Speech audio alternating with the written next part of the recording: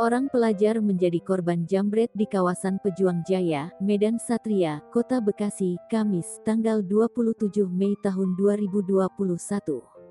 Aksi pelaku terekam CCTV. Pelakunya dua orang pria dan beraksi dengan mengendarai sepeda motor. Korban merupakan seorang pelajar wanita. Akibat kejadian tersebut korban menderita kerugian kehilangan satu unit gawai yang dijambret pelaku. Peristiwa bermula saat korban bermain HP sambil jongkok. Tiba-tiba pelaku datang dengan menggunakan sepeda motor dan langsung merampas gawai korban.